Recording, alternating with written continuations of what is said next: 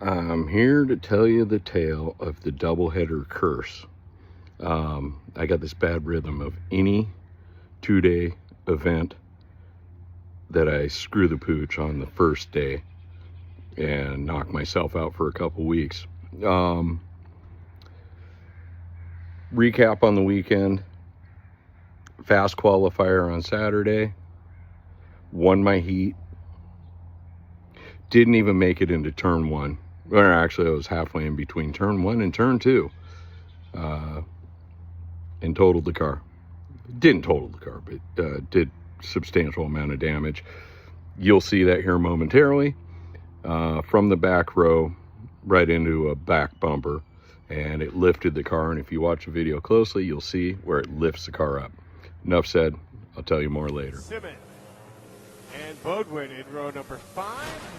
Simmons and Berg in row number 6.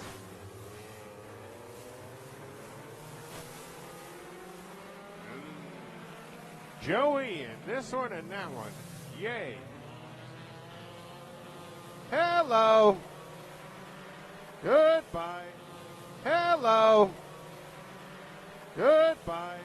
Hello. Goodbye. Hello. Goodbye.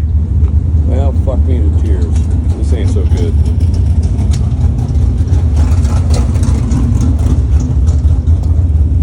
We got bars broken.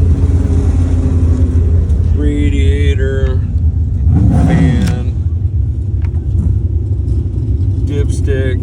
Power steering. Overflow. Oh, valve cover. I don't think I'm racing tomorrow.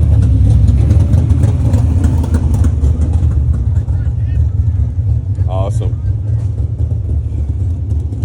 So, to continue, I just woke up, got back from Willamette last night for Mike Landis running his street stock down there, who finished 4th. That's not the point of this video. Come on, Antler. Stay in your lane. So, I have figured out on the car there is a flaw, or I exacerbated a weak point. As you notice, the car, the nose is kind of low and Kirsten's bumper is kind of high. And as you can see, I scoop it. It's like I go down underneath it.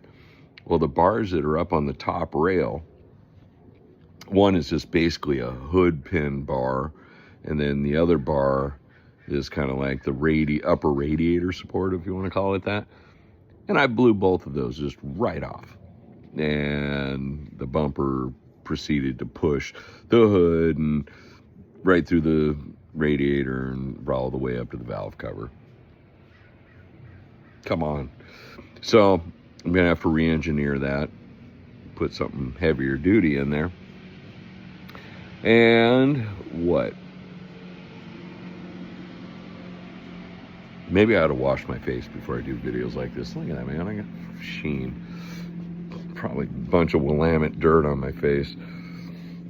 Whatever. Don't judge. So, at this point, I want to thank the Lee family. Casey Lee for letting me drive his 4-cylinder car, which was a really big learning experience, honestly.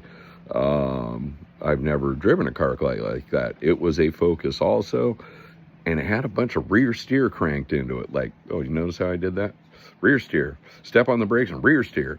Yeah, also, you know, like, trim the right front caliper so when you step on the brakes, the left front does the clamping and whap, just throws you into the turn. I've got ideas for the car. I probably ought to concentrate on my car, right? But no, I think we need to cut some coils out of it, get the roll center down, and it's a pretty quick car, man. And you'll see here in a moment, my research and development program exacerbated yet more weaknesses.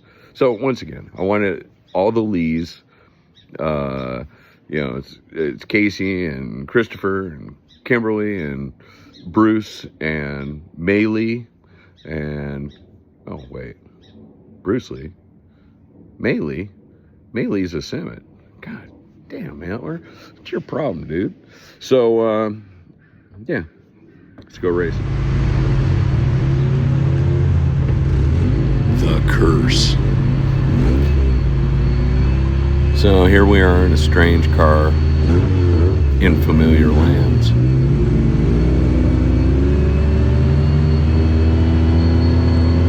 And at this point, I was, honest to God, there was a piece of me, I almost parked the car. Because I had a good run in the heats.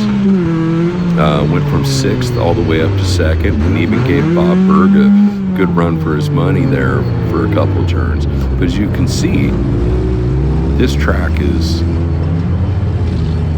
beyond chunky style. There were 2 lanes, one down low and one way up high, too high. And in the middle was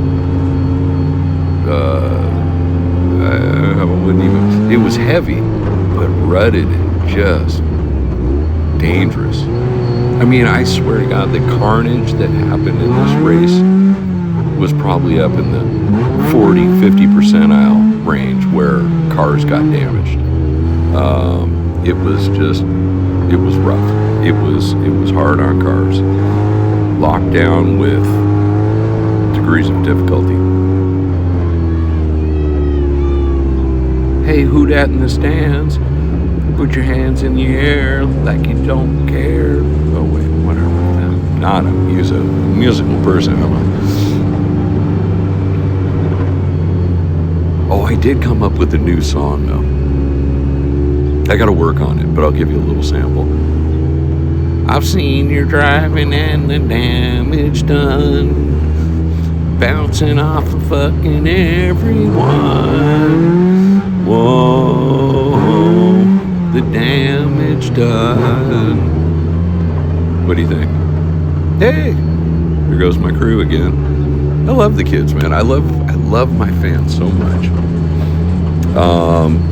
Quick little tidbit. The night before, when I wrecked my car, I go down and I'm tending to the wreckage, looking at the mushroom cloud that had occurred.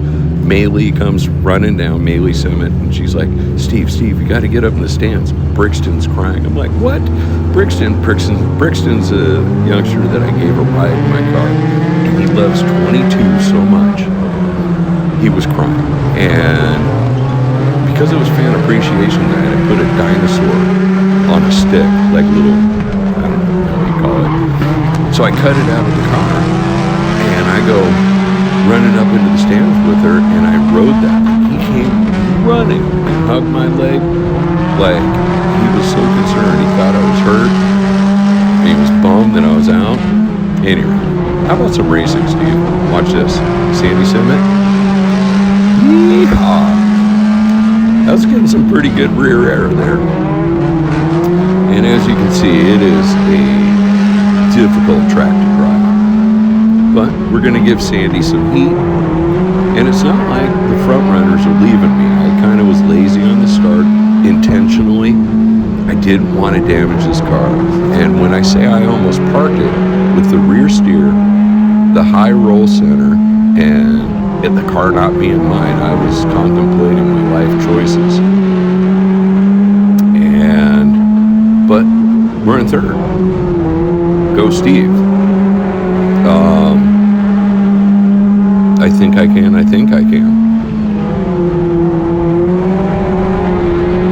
And of course, Joey's out front, and Austin's in second.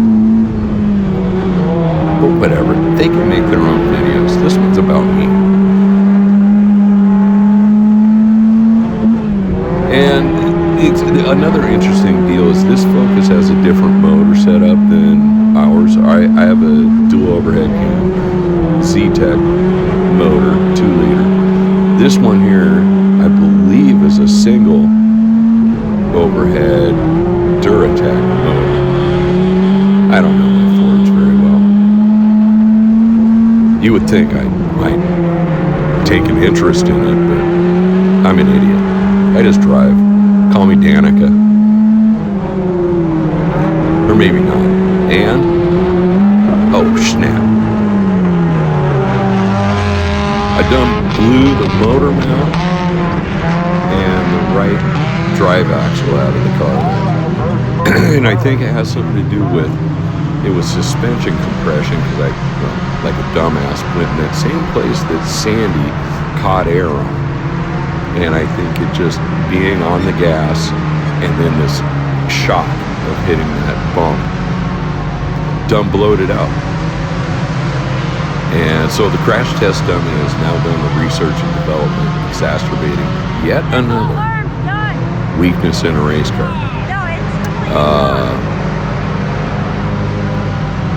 I don't know what the answer is, because I'm still in debate. I have a couple.